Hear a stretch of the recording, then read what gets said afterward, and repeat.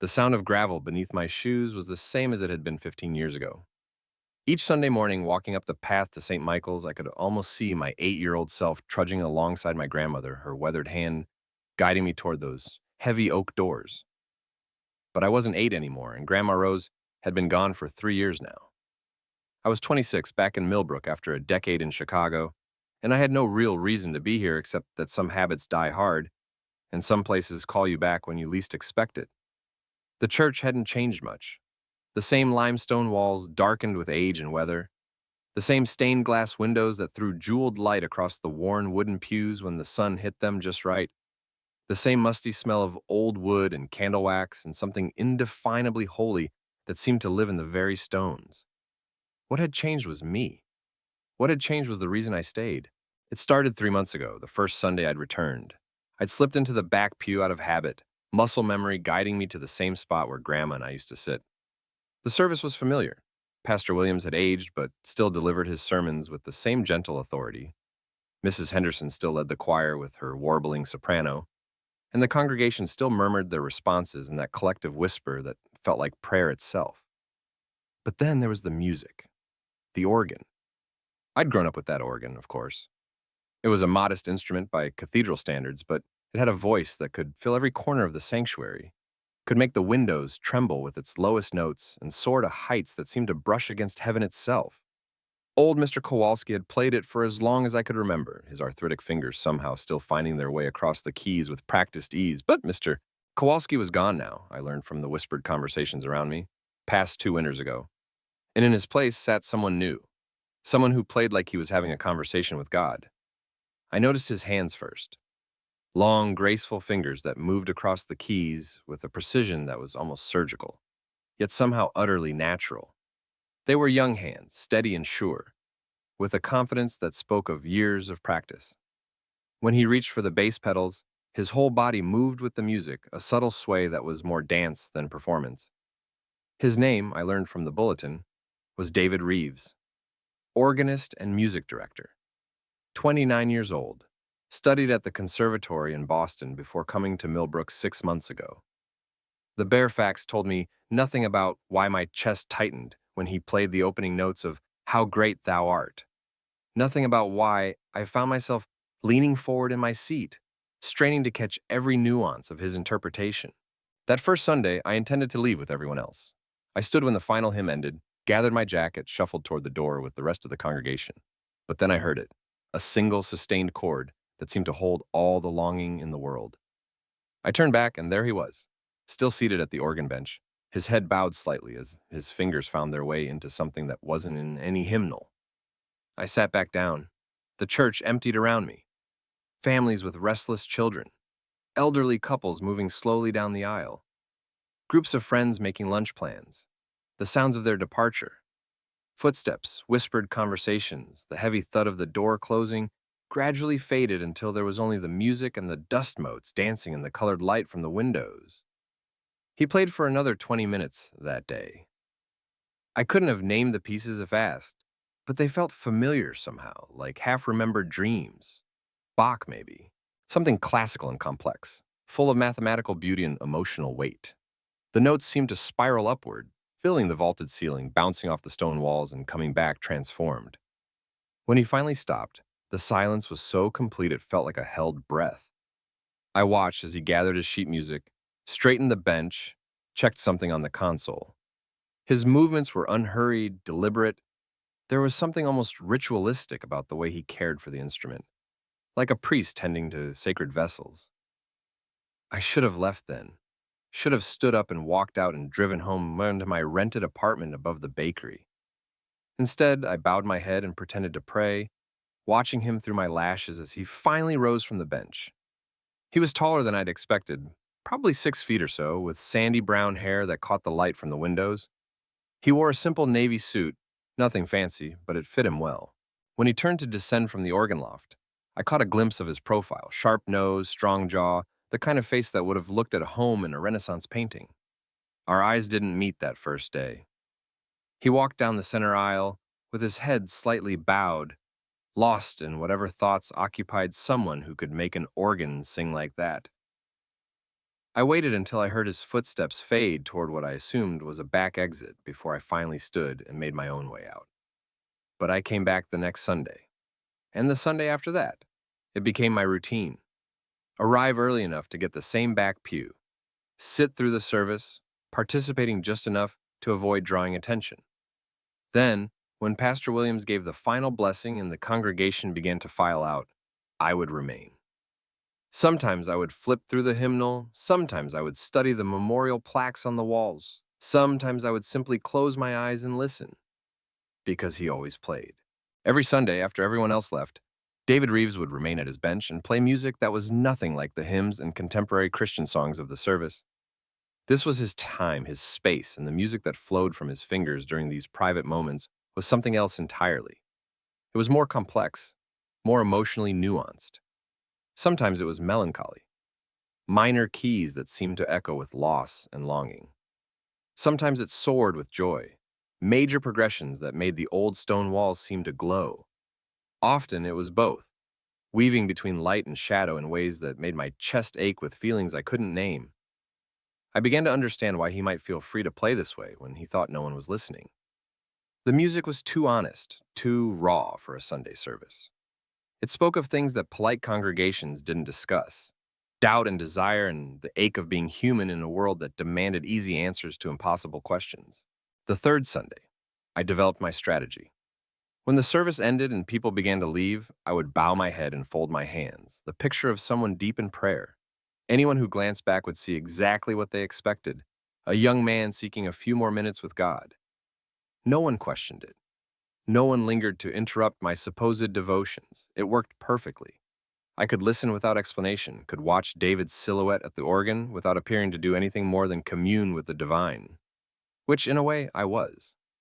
Because there was something transcendent about those moments, something that felt like prayer even if it wasn't addressed to any conventional deity. The fourth Sunday was different. I'd settled into my usual post-service routine, head bowed, hands clasped, ears tuned to the front to the first notes of David's practice session. He'd begun with something I recognized this time, a Bach prelude that built slowly, each voice entering in perfect mathematical progression. I was lost in the complexity of it, the way each melodic line wove around the others, without ever losing its individual beauty. That's when it happened. A slight shift in my peripheral vision made me lift my head, and I found myself looking directly into David Reeves's eyes. He had turned on his bench, not completely, just enough to glance back at the sanctuary. Maybe he'd heard something, or maybe he'd simply felt the weight of being observed. Our gazes met and held for what felt like an eternity, but was probably only a few seconds. I felt heat rise in my cheeks, certain I'd been caught in some kind of voyeurism. But David didn't look annoyed or suspicious. If anything, his expression was curious, almost questioning, as if he was trying to solve a puzzle he'd only just noticed. Then, without breaking eye contact, he gave the slightest nod, acknowledgement perhaps, or permission, before turning back to his keys. The music resumed, but something had shifted. The notes seemed more intentional now, more directed, as if he was playing not just for himself, but for his audience of one. I stayed until the very end that day, until the last chord faded into silence and David began his ritual of organizing sheet music and adjusting stops. Only when I heard him rise from the bench did I finally stand and make my exit, my heart hammering against my ribs in a way that felt equal parts panic and exhilaration. I spent the week trying not to think about that moment of eye contact, trying to convince myself it meant nothing. But I also found myself looking forward to Sunday with an intensity that had nothing to do with spiritual devotion and everything to do with the man who made the old church organ sound like it contained all the music in the world. The fifth Sunday, he played Chopin. I recognized the nocturne immediately. My grandmother had owned a recording of it, played it sometimes in the evenings when she was feeling melancholy about my grandfather. But David's interpretation was unlike anything I'd heard before. Where the piano version was intimate and contemplative, the organ arrangement he'd created was vast and encompassing. The melody floated over a foundation of bass notes that seemed to rise from the very earth, and the harmonies he'd added turned a simple piano piece into something that felt like a conversation between the human and the divine. I was so absorbed in the music that I didn't notice I'd leaned forward in my pew, elbows on knees, chin resting on my clasped hands. I was staring openly now, no longer pretending to pray, just watching and listening with complete focus. The afternoon light slanted through the stained glass, painting David's profile in blues and golds and deep crimsons. His eyes were closed as he played, his face peaceful in a way that made something twist painfully in my chest. When the piece ended, he sat in silence for a long moment, hands resting on the keys. Then, without turning around, he spoke. That was my grandmother's favorite piece. His voice was warm and slightly hoarse, as if he didn't use it much. It carried easily in the empty church, though he hadn't raised it above conversational level. I realized I was holding my breath. She taught me to play piano, he continued, still facing forward. Started me on that nocturne when I was 12. Said it would teach me about the spaces between the notes, about how silence could be just as important as sound. I wanted to respond, wanted to tell him about my own grandmother and her old recordings, about how his arrangement had made me feel like she was sitting beside me again. But my throat felt tight, and I wasn't sure I trusted my voice. David's hands moved to another piece, something I didn't recognize. The music was gentle, questioning, like a conversation starter.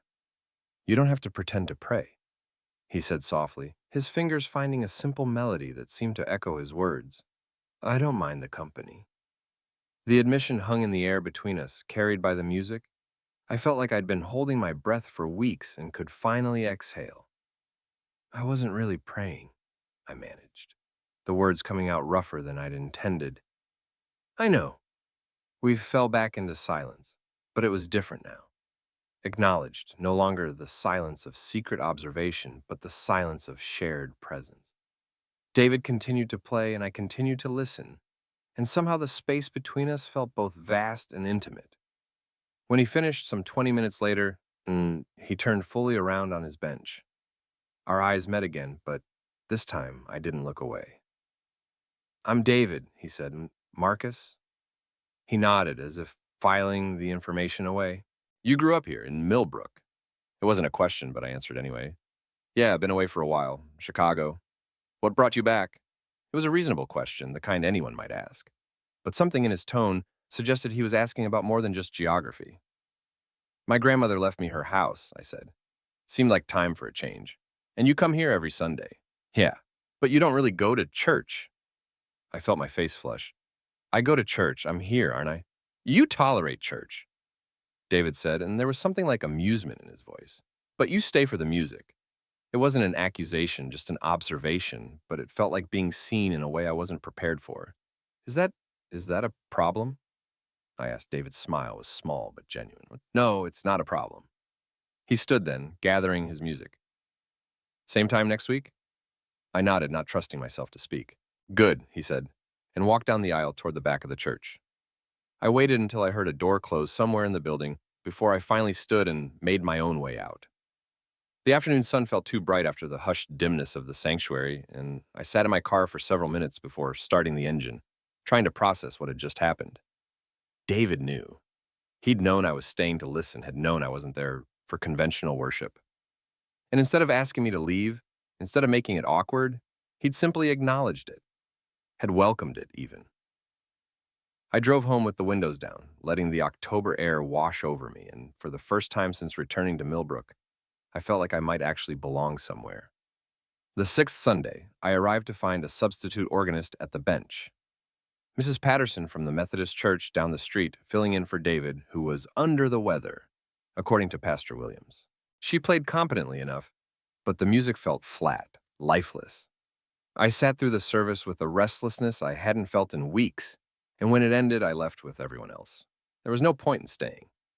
Mrs. Patterson packed up her music and departed within minutes of the final hymn, chatting with Pastor Williams about her garden club meeting on Tuesday. The church fell silent, in a way that felt hollow rather than peaceful and I found myself driving home with an inexplicable sense of loss. I spent the week worrying. Was David actually sick, or had he decided my presence was inappropriate after all? Had Pastor Williams said something? Had someone else noticed our brief conversation and complained? By Thursday, I'd convinced myself that my Sunday ritual was over, that I'd somehow crossed a line I didn't even know existed. But the seventh Sunday, David was back. I felt relief flood through me when I saw him at the organ, running through scales and arpeggios as the congregation filed in. He looked pale, a little thinner than he had the week before, but his hands were steady on the keys. The service proceeded normally. David played the hymns with his usual understated excellence, providing a foundation that lifted the congregation's voices without overpowering them.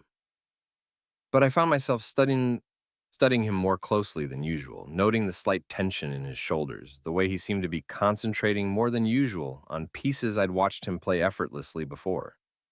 When the service ended and the church began to empty, I took my usual position in the back pew. David remained at his bench, hands poised over the keys, but he didn't begin playing immediately. Instead, he sat in silence for several minutes, head bowed, fingers resting lightly on the keys. When he finally began, the music was different, slower, more contemplative. It took me a moment to recognize the melody, "Be Still My Soul," but arranged in a way I'd never heard before. The familiar hymn became something new under his interpretation, each phrase stretched and explored, harmonies added and resolved in unexpected ways. It was beautiful, but there was something fragile about it, like glass that might shatter if handled too roughly. I found myself leaning forward without realizing it, straining to catch every nuance. That's when I knocked over the hymnal. The book had been balanced precariously on the edge of the pew, and my movement sent it tumbling to the floor with a sharp crack that echoed through the empty church. David's hand stilled on the keys, the music cutting off abruptly. The silence that followed was deafening. I could hear my own heartbeat, could hear the old building settling around us, could hear what sounded like my own breathing amplified in the sudden quiet. David didn't turn around, but I could see the tension in his shoulders, the way his hands remained frozen above the keys. "Sorry," I whispered, though the words seemed to bounce off the walls and come back magnified. For a moment, nothing happened. Then David's fingers found the keys again, picking up the melody exactly where he'd left off, as if the interruption had never occurred. But something had changed in the music. There was an awareness to it now, an acknowledgement of my presence that hadn't been there before. I retrieved the hymnal and placed it carefully in the rack, then settled back into my pew. But I was acutely conscious now of every movement, every breath, every small sound I made. The intimacy of the moment felt almost unbearable, this beautiful music filling the empty space, and David playing with the knowledge that I was listening, that I was there. When he finished the hymn, he moved seamlessly into something else. Bach again, but not the complex fugues he usually favored. This was simpler, more direct. A choral prelude, maybe, or an invention. Something that spoke clearly and honestly without unnecessary ornamentation. I closed my eyes and let the music wash over me. In the darkness behind my eyelids, I could almost see the notes as physical things, golden threads weaving through the air, connecting David's fingers to my ears, to something deeper inside me that I didn't have words for. When the music finally ended, the silence felt different than it usually did. Not empty, but full of possibility. I heard David's footsteps as he descended from the organ loft, but instead of walking toward the back exit as he usually did, he stopped at the end of my pew. "Are you all right?" he asked softly. I opened my eyes to find him standing there, sheet music tucked under one arm, looking at me with something that might have been concern. "Yeah," I said. "Why?" "You seemed, I don't know, different today." I wasn't sure how to respond to that. Different how? Different from what? We barely knew each other, had spoken maybe a dozen words total. But somehow he'd picked up on something I wasn't even sure I understood myself. "I was worried you wouldn't be here," I admitted, "last week when you were sick." "Ah," David's expression cleared. "Food poisoning, nothing dramatic, but I thought maybe I'd made you uncomfortable. Our conversation last week?" David was quiet for a moment, considering this. Then he shook his head. "No, you didn't make me uncomfortable." "Good. But you're worried about something else." It wasn't a question, and I found myself nodding before I could think better of it. "Want to talk about it?" The offer surprised me. We were still essentially strangers, still navigating the boundaries of whatever this was. This Sunday ritual, this shared appreciation for music and silence and empty churches. But there was something in David's tone, something patient and non-judgmental, that made me want to accept. "I don't know," I said honestly. "I'm not sure what this is, what I'm doing here." "You're listening to music, am I?" David smiled slightly. "What do you think you're doing?" "I don't know." I ran a hand through my hair, frustrated with my inability to articulate something that felt so important. I came back here because of my grandmother's house, because I needed a change. But I keep coming to church, and I believe in God, I guess, but not the way other people do, not the way my grandmother did. But you stay to listen. Yeah. Why? I looked around the empty church at the dust motes still dancing in the colored light, at the worn wooden pews and the memorial plaques and the simple wooden cross hanging above the altar. Because it's beautiful, I said finally. Because when you play, it feels like there's something larger than myself, something worth paying attention to. And I don't know if that's God or music or just, I don't know, connection, maybe. David nodded as if this made perfect sense. My grandmother used to say that music was prayer for people who couldn't find the words. Is that what it is for you? He considered this, shifting the sheet music to his other arm. Sometimes. Sometimes it's just music. But when I play here, in this space, with this instrument, he paused, looking toward the organ. It feels like conversation, like I'm talking to someone who understands without needing explanation. And when I'm here listening, when you're here listening, David said slowly, it feels like the conversation has an audience. Like maybe the things I'm saying are worth saying because someone else is hearing them too. The words hung between us, honest and slightly vulnerable. I felt that familiar tightness in my chest, the one that had been showing up every Sunday for 2 months now. You don't mind? I asked, and that I stay? Marcus, David said, and the way he said my name made something flutter in my stomach. I've been playing in empty churches for 6 years. Conservatory recital halls, cathedral practice rooms, chapels, where the only audience was stone saints and stained glass. But these past few weeks, knowing you're here, he shook his head. It changes everything. Makes the music mean something different. Different how? More human, I guess.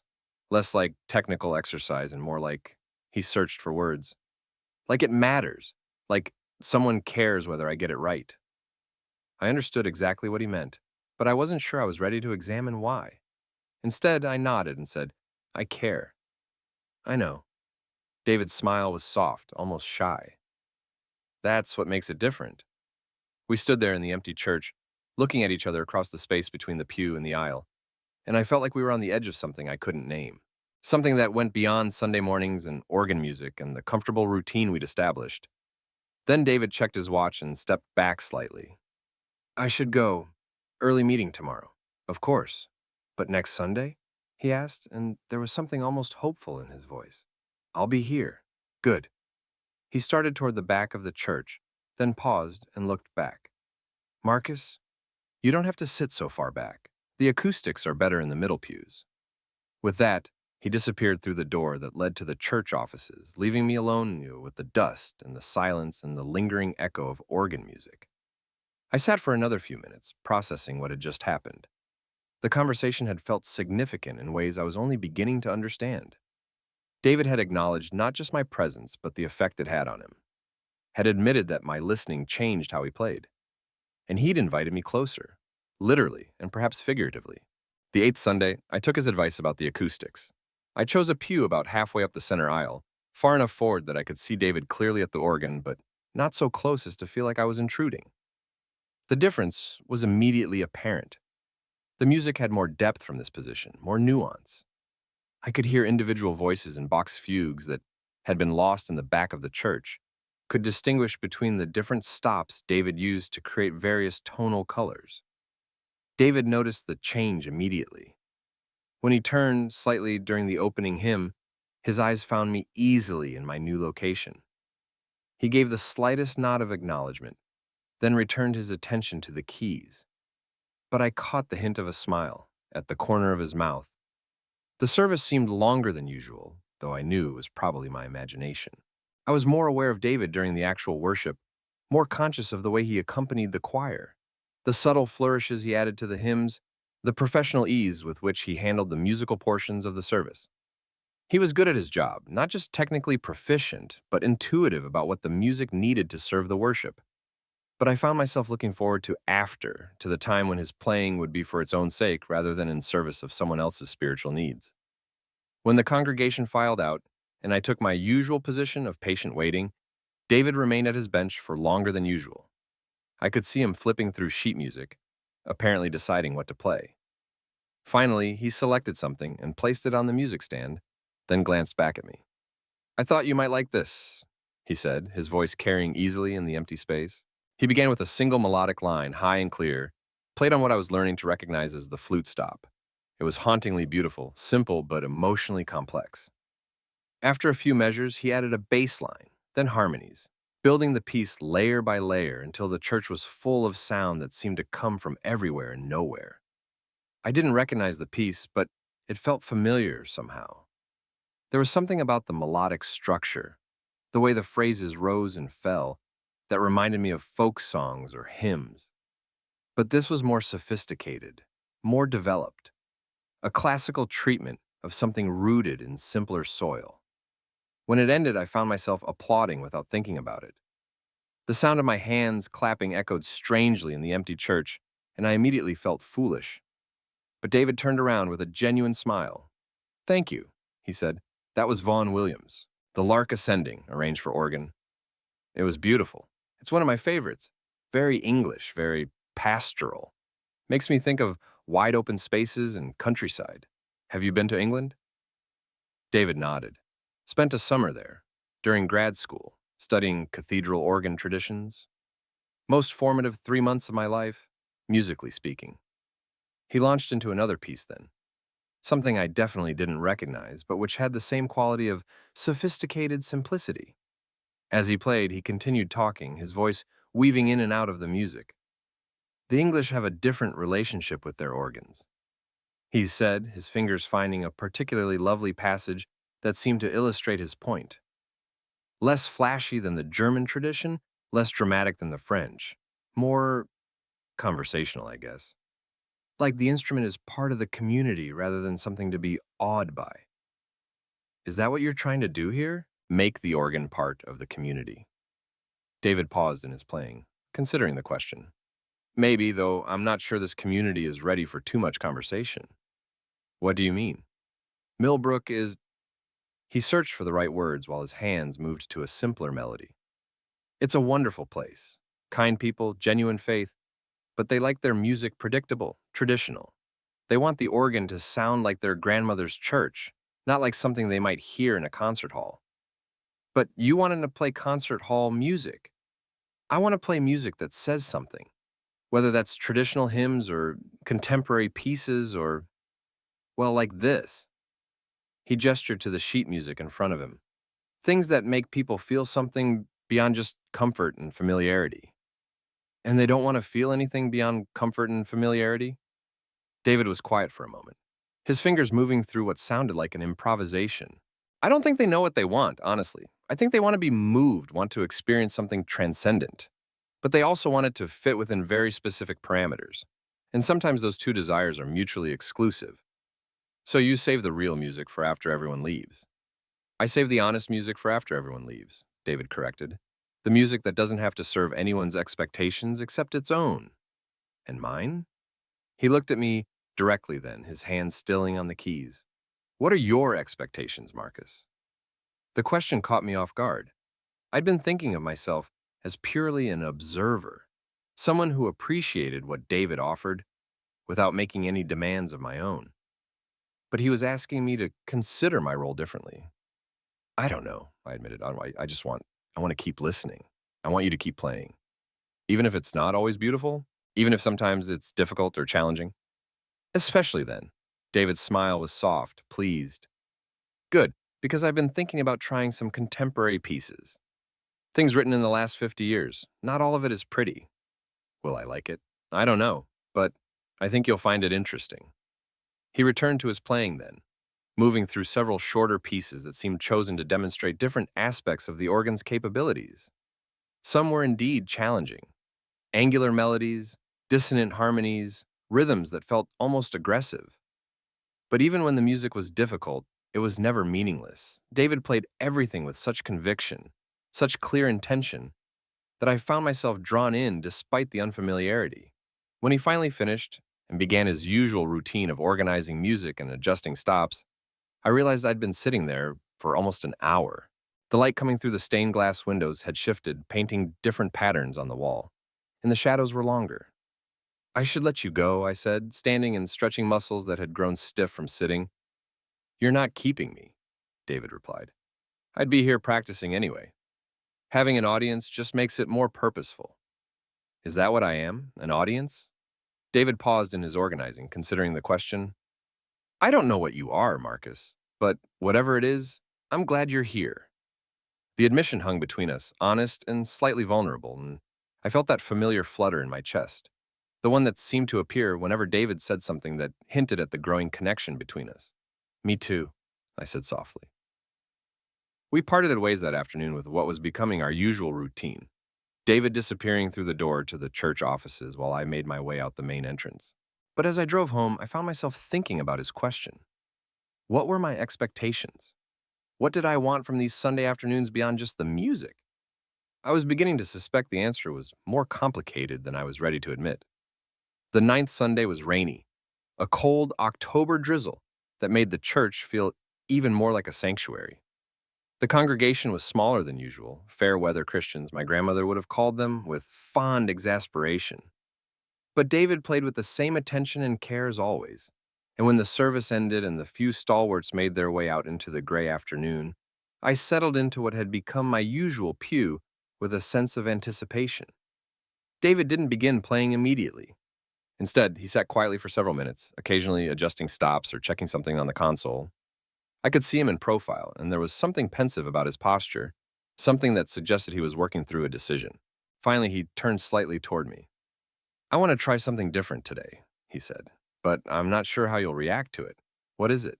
Contemporary piece, written in the 1980s. He paused, searching for words. It's not traditional church music at all, but it's powerful, important, I think. I trust you, I said, and was surprised to realize I meant it completely. David nodded and turned back to the console. He adjusted several stops, preparing the organ for something that apparently required a different sound palette than his usual selections. Then he placed his hands on the keys and began. The opening was unlike anything I'd heard in the church before. Not harsh, but definitely modern. The harmonies were complex, sometimes uncomfortable, and the rhythms were irregular in a way that kept me slightly off balance. But there was something undeniably compelling about it, something that demanded attention. As the piece developed, I began to understand what David had meant about it being powerful. The music was telling a story, but not in any conventional narrative sense. It was emotional narrative, sections of turmoil and calm, of questioning and resolution, of doubt and faith existing side by side, without necessarily reconciling. It was unlike anything I'd expected to hear in St. Michael's, but somehow it felt perfectly at home in the empty sanctuary. The stone walls and stained glass windows seemed to embrace the challenging harmonies, to give them space to breathe and evolve. When it ended, the silence felt charged, expectant. I realized I'd been holding my breath for the last several minutes. What was that? I asked. Variations on a theme of doubt, David replied, turning to face me fully. By a composer named Margaret Stevens. She wrote it after losing her faith, then finding it again, then losing it again. It was, I struggled to find words, intense. Too intense? No. No, it was perfect. It felt honest. David's relief was visible. I've wanted to play that piece for months, but I wasn't sure. It's not exactly suitable for a Sunday service, and I didn't know how you'd react to something so challenging, so personal. The word hung between us, and I found myself looking at David more closely. There had been something in the way he played that piece, something that went beyond technical proficiency. He'd played it like it meant something to him personally. Have you? I asked quietly.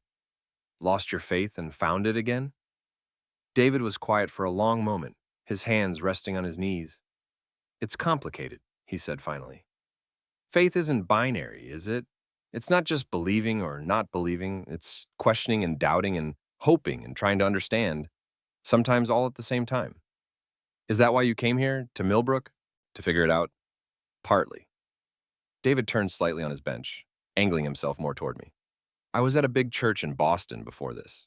Beautiful instrument, talented choir, sophisticated congregation. But it all felt so performed. like we were putting on a show of faith rather than actually exploring what faith means. And here it's quieter, simpler. People aren't trying to impress anyone, they're just trying to connect with something larger than themselves. That feels more honest to me. Even if they want predictable music? David smiled. Even then, because their faith is real, even if it's cautious. I found myself studying his face as he spoke, noting the way his eyes lit up when he talked about music and meaning. There were small lines around his eyes that suggested he smiled often, and his hands, even at rest, seemed to maintain the graceful positioning of someone who lived through touch and sound. What about you? He asked suddenly. What brought you back to faith, or to church at least? I'm not sure it was faith that brought me back, I said honestly. I think it was loneliness, maybe, or nostalgia. This place has good memories for me. Your grandmother. Yeah, she was. I paused, trying to find words for someone who had been so central to my childhood. She was the kind of person who made faith look easy. Not because she didn't have doubts, but because she'd made peace with them. She used to say that doubt was just faith doing push ups.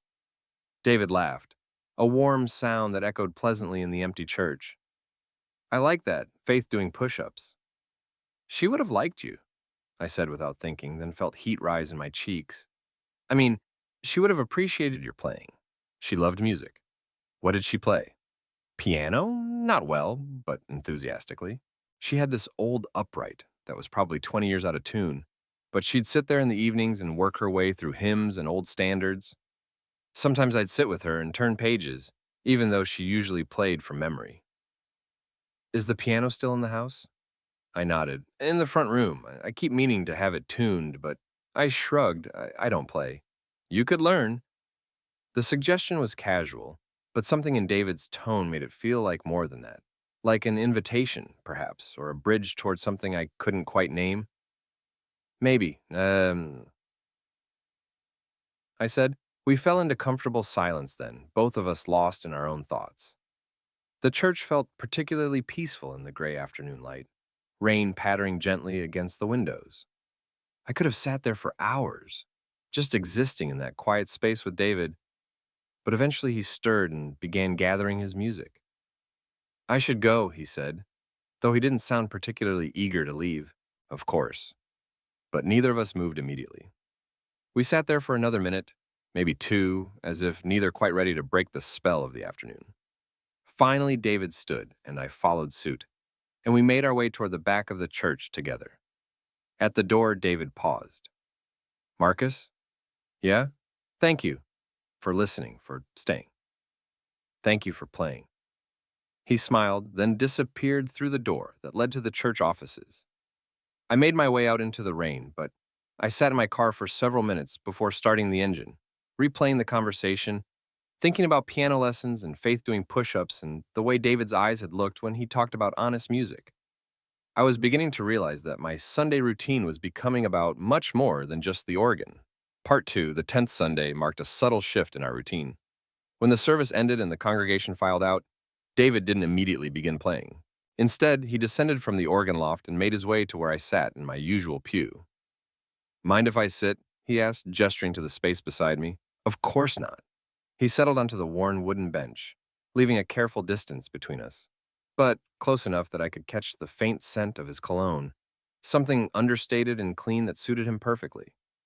For a moment, we sat in silence, both looking toward the altar where afternoon light filtered through the stained glass windows, painting the simple wooden cross in blues and golds. I've been thinking about what you said last week, David said quietly, his voice carrying easily in the empty space. About your grandmother and Faith doing push-ups. What about it? I think I've been treating my own doubts like something to be solved rather than something to be strengthened by. He turned slightly to face me. Maybe that's why I came here. Not to find easy answers, but to find a place where questions are okay. And have you found that? I think so. His smile was soft, contemplative, especially on Sunday afternoons. The comment felt loaded with meaning I wasn't quite ready to examine. Instead, I found myself asking, where did you grow up? Your faith, I mean. What was it like? Small town in Vermont, Methodist church, very traditional. My parents are good people, but they have very clear ideas about what faith should look like. what music should sound like in church, what a good Christian life should include. And you don't fit their definition? David was quiet for a moment, his fingers absently tracing patterns on the wooden pew. I think I stopped trying to fit their definition when I realized it didn't have room for the questions I needed to ask. What kind of questions? The kind that don't have easy answers. He looked at me directly then. What about you? What made you leave Millbrook the first time? The question caught me off guard, though I suppose it was inevitable. We'd been sharing pieces of ourselves for weeks now, but I'd managed to avoid talking about my exodus from small-town life. College, I said, which was true but not complete. Scholarship to Northwestern seemed like the chance of a lifetime. But you stayed in Chicago after graduation. Yeah, for 10 years. Yeah. David waited patiently for me to continue, and something about his stillness, his obvious willingness to listen without judgment, made me want to give him more than the abbreviated version I usually offered. I thought I wanted something bigger, I said finally. More exciting, more anonymous, I guess. In Millbrook, everyone knows your business. Everyone has opinions about your choices. In Chicago, I could be anyone I wanted to be. And who did you want to be? I don't know. That was the problem, I think. I spent so much energy trying to be someone different that I never figured out who I actually was. Is that why you came back? I considered the question, looking around the familiar church that had been such a constant in my childhood. Partly, my grandmother's death was a wake-up call. Made me realize I'd been running from something instead of running towards something. And when the law firm offered me a position here, I shrugged. It felt like maybe it was time to stop running. Do you regret it? Coming back? No, I said, and was surprised by how certain I sounded. I thought I would. I thought I'd feel trapped or bored or like I was moving backward, but it doesn't feel like that. It feels like I'm finally moving in the right direction. Even though you're back where you started, maybe that's the point. Maybe I needed to leave to understand what I was leaving behind. David nodded as if this made perfect sense. I think that's why I've stayed here longer than I planned. I came to Millbrook thinking it would be a stepping stone, a quiet place to figure out my next move, but it's become, I don't know, home, maybe. Even with the musical constraints? Even with the musical constraints. His smile was rueful, though having someone who appreciates the more challenging pieces helps. Is that what I am? Musical appreciation? The question came out more pointed than I'd intended, and I saw something shift in David's expression. He turned to face me more fully, studying my face with an intensity that made my pulse quicken. No, he said quietly, you're much more than that. The words hung between us, honest and slightly dangerous. I felt like we were approaching territory we hadn't mapped yet, territory that might change everything about these Sunday afternoons. What am I then? David was quiet for a long moment, his gaze steady on mine. I don't know, he said finally. But I know that these Sunday afternoons have become the most important part of my week. I know that I play differently when you're here, better, more honestly. I know that I look forward to our conversations almost as much as the music. David, I know it's complicated, he continued, his voice still soft but more urgent now. I know we barely know each other, really. I know that you're figuring out your own life, and I'm supposed to be this community's moral example, and neither of us probably needs the complication of whatever this is. But I can't seem to stop wanting to spend time with you. Can't stop wondering what you think about the music I play, what you think about the things I say. Can't stop feeling like these conversations are the most real part of my week.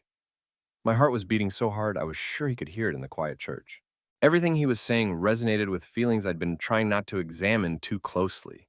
The anticipation I felt driving to church each Sunday, the disappointment I'd experienced the week he'd been sick, the way his smile had become something I looked forward to more than I was comfortable admitting. It is complicated, I said finally. I know. And you're right that we barely know each other. I know that too. But I feel the same way about the conversations, about this. David's smile was soft and relieved and tinged with something that might have been hope. So what do we do about it? I don't know. Keep talking, I guess. Keep listening. Keep meeting on Sunday afternoons in an empty church. Is there anywhere else you'd rather meet? David looked around the sanctuary, at the worn wooden pews and the simple cross and the organ that had brought us together. No, he said. I can't think of anywhere I'd rather be. We sat in comfortable silence for several more minutes, both of us processing what had just been acknowledged between us. It felt like a threshold had been crossed, like we'd moved from strangers who happened to share Sunday afternoons to something more intentional, more connected. Eventually, David stirred. I should probably play something, he said. Otherwise, Mrs. Henderson will wonder why the organ was silent so long. Mrs. Henderson listens from home? Mrs. Henderson listens from everywhere. She has supernatural hearing when it comes to church business. I laughed, and the sound seemed to ease some of the tension that had built up during our conversation. David rose and made his way back to the organ loft, and I settled deeper into my pew, feeling simultaneously nervous and excited about what we'd just shared. When David began to play, the music was different than usual, softer, more intimate, something that felt like it was being played specifically for me rather than for the empty sanctuary. I closed my eyes and let it wash over me, and for the first time since starting this Sunday routine, I allowed myself to acknowledge that I wasn't just here for the music anymore. I was here for him. The 11th Sunday was cold and crisp, one of those late October days when the air felt sharp in your lungs and the leaves crunched underfoot. The church heating system was struggling to keep up, and I could see my breath in small puffs as I settled into my usual pew.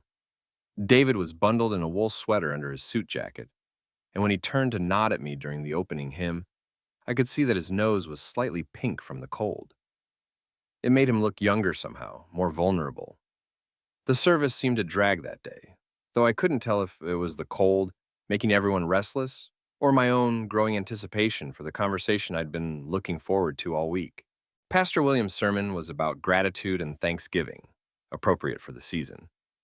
But I found my attention drifting to David's profile, to the way his breath made small clouds in the frigid air, to the careful precision with which he played, despite what must have been stiff fingers.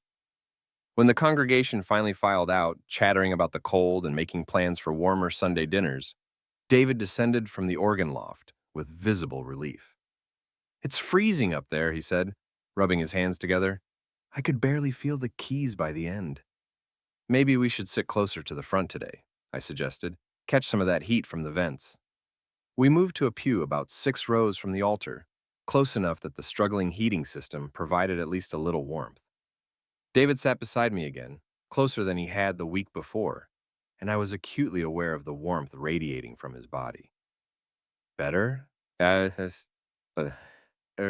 I asked. "Much." He flexed his fingers, working feeling back into them.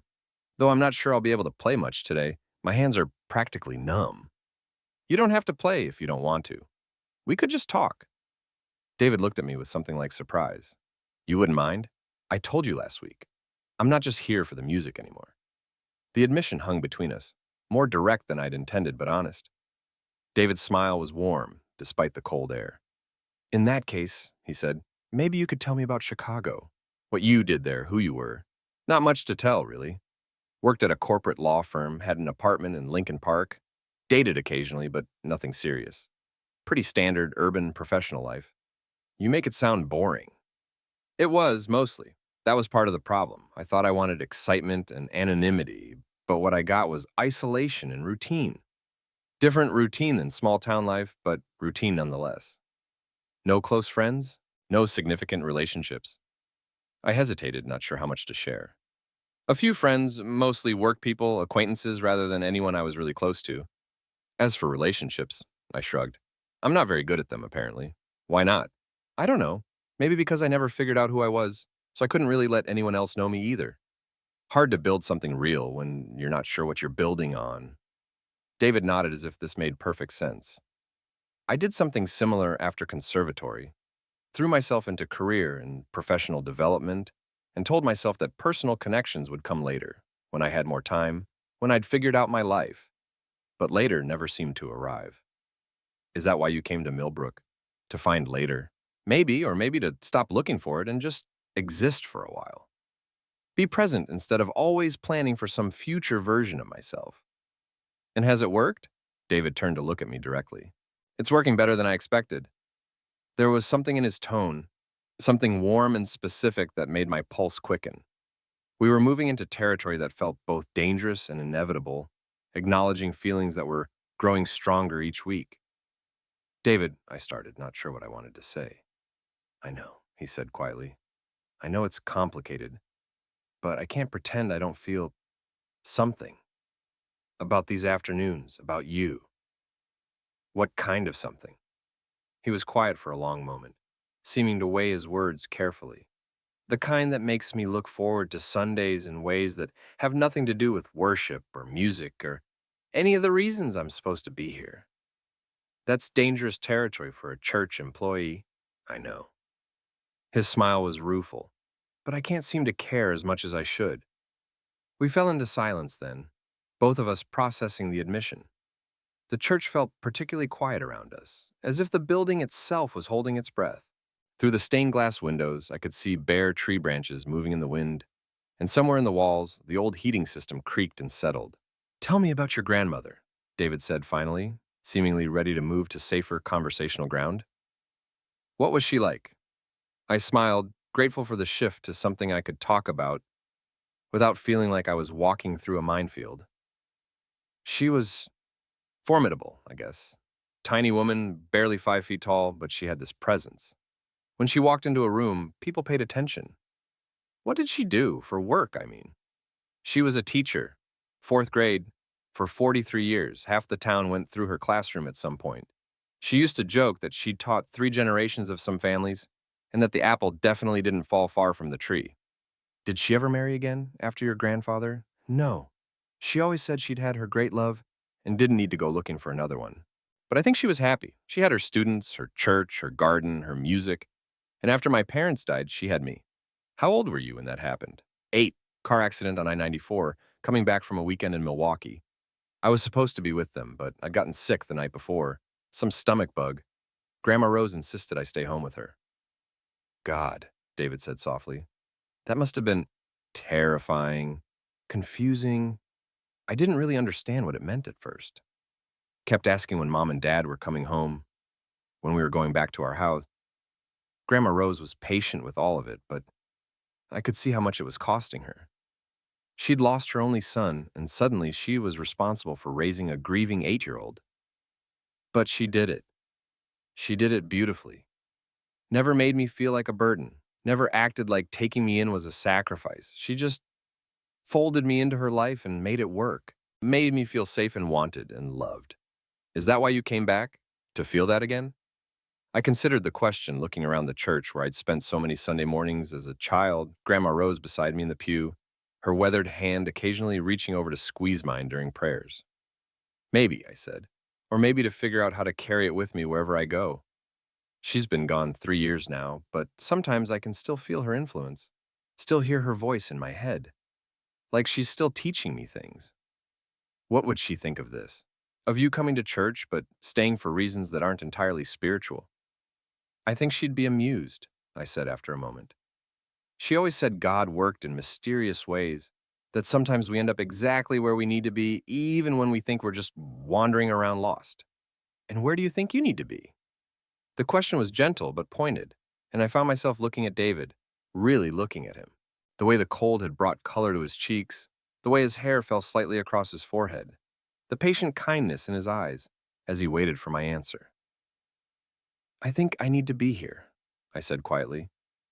In this church, on these Sunday afternoons, having these conversations with you. David's smile was soft and complicated, full of warmth and something that might have been relief. Even if it's dangerous territory, especially because it's dangerous territory. I've spent 10 years playing it safe, keeping people at a distance, never letting myself want anything badly enough that losing it would hurt. But this, I gestured between us. Whatever this is, it's the first time I've felt genuinely alive in years. Marcus, I know it's complicated.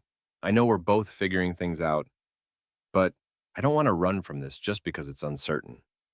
David was quiet for a long moment, his gaze steady on mine. Then, slowly, he reached over and placed his hand on top of mine where it rested on the pew between us.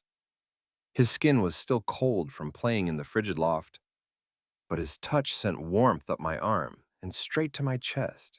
Neither do I, he said quietly. We sat like that for several minutes, his hand covering mine, both of us staring toward the altar as if it might provide guidance on how to navigate whatever was happening between us. The physical contact was simple and innocent enough, but it felt monumentally significant. The first intentional touch, the first acknowledgement that whatever was growing between us was more than just intellectual connection. Eventually, David squeezed my hand gently and pulled away. I should probably try to play something, he said, though he didn't sound particularly enthusiastic about the prospect. Are your hands warm enough now? He flexed his fingers experimentally. Getting there. And if I can't manage anything complex, at least I can work on some basic exercises. Keep the neighbors happy. The neighbors? Mrs. Henderson. She times my practice sessions, I swear. If I cut them too short, she mentions it the next Sunday. I laughed, and David grinned in response before making his way back to the organ loft. But something had shifted between us. Some invisible line had been crossed. When he began to play simple scales and arpeggios to warm up his fingers, it felt like he was playing for me in a more deliberate way than ever before. And when I listened, I wasn't just hearing music anymore. I was hearing David, his thoughts, his feelings, his careful attempts to communicate things that couldn't be said aloud in this sacred space where we were slowly, carefully, falling into something that felt like love. The 12th Sunday brought the first snow of the season, fat flakes that began falling during Pastor William's sermon and continued throughout the service. By the time the congregation filed out, there was a thin coating of white on the ground and the promise of more to come. Beautiful, David said as he joined me in our usual pew, both of us watching the snow fall past the stained glass windows. I've always loved the first snow. Makes everything look clean and new. Even in a small town that you know by heart, especially then. It's like seeing a familiar face in a new light. You notice things you hadn't seen before. I glanced at him, wondering if he was talking about more than just the weather. Over the past month, our Sunday conversations had grown longer and more personal, and I'd begun to notice things about David that probably weren't appropriate for me to notice. The way he unconsciously touched his lower lip when he was thinking deeply. The way his eyes lit up when he talked about music he was passionate about. The way he looked at me sometimes as if he was seeing something that surprised him. Should you be playing in this weather? I asked, nodding toward the organ loft. If the church is hard to heat, the organ actually handles cold better than I do, David said. Though I should probably keep it short today. The last thing we need is for a pipe to crack. He started to stand, then paused, and looked at me with something like mischief in his eyes. Want to see how it works? The organ. I mean, you've been listening for months. Might be interesting to see what's happening behind the scenes. The invitation was casual, but it felt significant. David had never invited me into his space before, had never offered to share the mechanical mysteries of his instrument.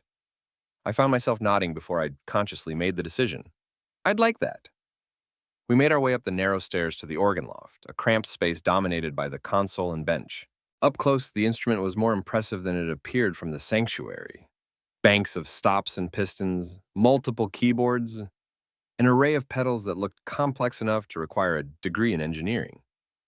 It's a 1924 Austin, David said, running his hand along the polished wood of the console. Not huge, but well-maintained. The previous organist, Mr. Kowalski, took excellent care of it. How does it work? Basically, each key opens a valve that allows air to flow through a specific pipe. Different stops route the air to different sets of pipes, which gives you different tonal colors. The pedals control the bass notes played with your feet. He demonstrated, pressing a few keys to show how the sound changed with different stop combinations. Then, seemingly on impulse, he patted the bench beside him. Want to try? I don't know how to play. That's okay. Just put your hands on the keys. Here, like this. David guided my right hand to the keyboard, his fingers covering mine to position them properly. The contact sent electricity up my arm, and I had to concentrate on breathing normally. Now just press down gently, he said, his voice close to my ear. Feel how responsive it is. I pressed a key and felt the slight resistance, heard the note bloom in the space around us. David's hand was still covering mine, warm and steady, and I was acutely aware of his proximity, the way he smelled, the sound of his breathing, the solid warmth of his shoulder pressed against mine. Try a chord, he suggested, guiding my hand to press 3 keys simultaneously. The harmony filled the loft, rich and full, and I felt it as much as heard it. It's incredible, I said, though I wasn't sure if I was talking about the organ or the sensation of David's hands on mine. The pipes are right behind this wall, David said, not moving his hand away. When you play, you can actually feel the vibrations through the bench, through the floor. It's like the whole building becomes part of the instrument. I pressed another chord, experimenting with the feel of the keys, and David's fingers moved with mine, guiding but not controlling. We were sitting so close that I could feel his breath on my neck, could see the fine lines around his eyes when I turned slightly to look at him. Like this? I asked, to trying a different combination of notes. Perfect, David said, but his voice had dropped to almost a whisper, and I realized that we'd both gone very still. His hand was still covering mine on the keys, but neither of us was pressing down anymore, and we were just sitting there, touching, looking at each other in the confined space of the organ loft. The moment stretched between us, charged with possibilities. I could feel David's pulse through his fingertips where they touched mine, could see the way his pupils had dilated slightly. We were close enough that I could count his eyelashes, could see the small scar above his left eyebrow that I'd never noticed before. Marcus, he said quietly, my name sounding different in his voice than it ever had before. Yeah? But whatever he'd been about to say was lost when a gust of wind rattled the windows, breaking the spell. David pulled his hand away as if he'd been burned, and suddenly there was space between us again. Cold air rushing in where warmth had been. I should probably play something, David said, his voice slightly unsteady. Mrs. Henderson. Right, of course. I started to stand, to return to my pew, but David caught my wrist gently. You don't have to go. You can stay up here if you want. See how it looks from this angle. So I remained in the organ loft. Sitting on a small chair, David pulled out from behind the console while he played. It was completely different from this vantage point. I could see his hands moving across the keyboards, his feet working the pedals, the concentration on his face as he navigated complex passages. But more than that, I could feel the music in a visceral way. The vibrations David had mentioned traveling through the floor and into my bones. He played for about 20 minutes, choosing pieces that showcased different aspects of the organ's capabilities. Sometimes, he would glance over at me between movements, checking to see my reaction. And each time our eyes met, I felt that electric connection again. That sense of something important hanging unspoken between us.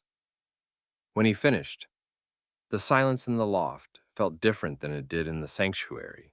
More intimate, more charged. David turned on his bench to face me, and for a moment, neither of us spoke. Thank you, I said finally, for letting me see this side of it. Thank you for being interested. I'm interested in everything about this. About the music, about... I paused, not sure how much I was ready to admit. About you. David's smile was soft and complicated. I know, I feel the same way. What do we do about it? I don't know, but I know I don't want to stop. These Sunday afternoons, these conversations, they've become essential to me. Even though it's complicated, especially because it's complicated, easy things don't usually matter as much. We made our way back down to the sanctuary together, and I couldn't help but notice that David walked closer to me than usual, close enough that our shoulders occasionally brushed. At the door, we lingered longer than we normally did, both seeming reluctant to end the afternoon. Same time next week? David asked, though by now it was barely a question. We both knew I'd be there. Wouldn't miss it. Good. He paused, seeming to weigh whether to say something more. Marcus? Yeah? I'm glad you came back. To Millbrook, to the church. I'm glad you stayed to listen. Me too. And as I drove home through the gently falling snow, I found myself thinking about the weight of David's hand on mine, about the way he'd looked at me in the organ loft, about the growing certainty that whatever was happening between us was moving beyond simple friendship into territory neither of us had mapped yet. I didn't know what I was looking for when I came home to Millbrook. But somehow, I'd found it in the quietest place, in the company of a man who made music sound like prayer and who was teaching me that sometimes the most important conversations happen in the spaces between words. The 13th Sunday was different from the moment I walked into the church. There was an electricity in the air, a sense of anticipation that I couldn't quite explain. David caught my eye during the opening hymn and held it for just a beat longer than usual, and I felt that familiar flutter in my chest intensify. The service seemed to pass in slow motion. Pastor Williams preached about Advent and waiting and the patience required for important things, and I found myself thinking about the weeks of careful conversation that had brought David and me to whatever point we were approaching. The congregation sang with more energy than usual, perhaps motivated by the approaching Christmas season, and David's accompaniment was more elaborate, more emotionally rich. When the service ended and people began filing out with their usual mixture of social chatter and hurried departure, I settled into what had become our regular pew and waited. But instead of going through his usual routine of organizing music and adjusting stops, David descended from the organ loft immediately. Walk with me? He asked, and something in his tone suggested this wasn't going to be our typical Sunday afternoon conversation. We made our way to the front of the church, closer to the altar than we'd ever sat before. The change in location felt significant, as if we were acknowledging that whatever was happening between us deserved sacred space. I've been thinking all week about what happened last Sunday, David said without preamble. About you being in the organ loft, about, he paused, seeming to search for words. About how it felt to have you that close. How did it feel? Like I was finally playing for the right person. Like the music meant what I'd always wanted it to mean. His honesty took my breath away. We'd been dancing around the growing intimacy between us for weeks. But this felt like the first time either of us had acknowledged the specifically romantic undertone to our connection. David, I know it's complicated, he continued. I know I'm supposed to be this community's moral example, and I know you're still figuring out your life here, and I know that neither of us probably needs the complication of whatever this is turning into. But I can't stop thinking about you. Can't stop looking forward to these Sunday afternoons with an intensity that has nothing to do with music and everything to do with the way you listen, the way you look at me, the way you make me feel like the most interesting version of myself. My heart was racing now, and I could feel heat rising in my cheeks. Everything he was saying resonated with feelings I'd been trying to keep carefully contained. Emotions that felt too large and too dangerous for the quiet life I'd been trying to build in Millbrook. I think about you too, I admitted. All week, I find myself making excuses to drive past the church hoping to see your car here. I've started planning my Sunday afternoons around our conversations, around the possibility of sitting close enough to you that I can smell your cologne and notice the way your hands move when you talk. David's smile was soft and relieved and tinged with something that looked like wonder. So what do we do about it? I don't know, but I know I don't want to pretend it's not happening. Neither do I. David shifted on the pew, angling his body toward mine. I've never been good at denial anyway. It's not in my nature. What is in your nature? Honesty, directness. Probably more of both than is good for me in a small town. Is that why you really came to Millbrook? To learn discretion? David laughed, a sound that echoed pleasantly in the empty church. Maybe. Though if that was the goal, I'm failing spectacularly. How so? Because I'm sitting in a church pew telling a man I barely know that I can't stop thinking about him, and I'm not particularly concerned about who might overhear. There's no one here to overhear. There's always someone to overhear in a small town. The question is whether you care enough to modify your behavior. And do you care enough? David looked around the sanctuary, at the stained glass windows and memorial plaques and worn wooden cross that had witnessed decades of confessions and prayers and quiet revelations. I thought I did, he said finally, but these past few months with you, I'm starting to think that some things are worth the risk. The words hung between us, honest and slightly dangerous. I felt like we were standing at the edge of something vast and uncharted, something that could change everything about our carefully constructed small-town lives. What kind of risk? The risk of people talking, of questions being asked that we might not want to answer, of having to choose between discretion and honesty. And if you had to choose? David looked at me directly, his gaze steady and sure. I think I